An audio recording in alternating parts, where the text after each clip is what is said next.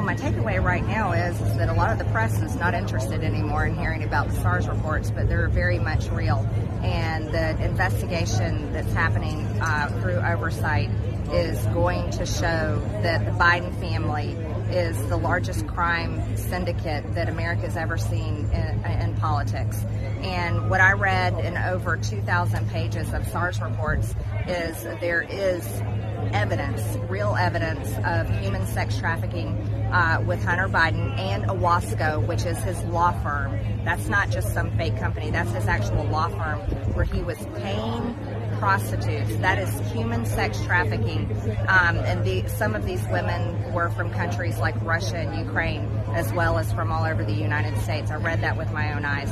And the SARS reports clearly say prostitution, and it was a prostitution ring. And these were many customers through Wells Fargo Bank. Also, what we found in the SARS reports is clear evidence. So we have this in the bank records too. It's not just the SARS reports. We have the actual bank records, and it shows the financial transactions of money being wired in from countries like China, other countries like Ukraine, other countries, UAE, Africa, money wired into shell LLCs. These were LLCs. Now remember, a lot of people have LLCs, but you should be producing a product or a service. If you have a company, if you have a real legitimate company, you're producing a product or a service. These were fake LLCs for money laundering. So money, we have the bank statement shows wire transfers of money going into these LLCs and then direct payments going out to multiple Biden family members, not just Hunter Biden. We're talking about approximately 9 to 10, and we're finding more every single day because we still have many bank records still coming in.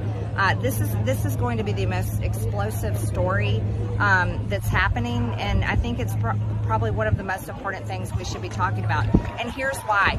I don't care if they're Democrat, Republican, Independent, I don't care who they are, but if an elected official, Congress, Senate, the White House, the president, vice president, whoever they are, if they are abusing their position of power for influence peddling, and they're making a fortune and getting rich off of it, or their family is getting rich off of it, that is corruption that the American people should never allow. And they don't want it. The American people, if they really knew what's happening, and I hope they do very soon, because we intend to expose it all, and that's what we're going to do. When the American people find out about this, I am hoping that they're willing to take their political lenses off and go, this cannot be tolerated.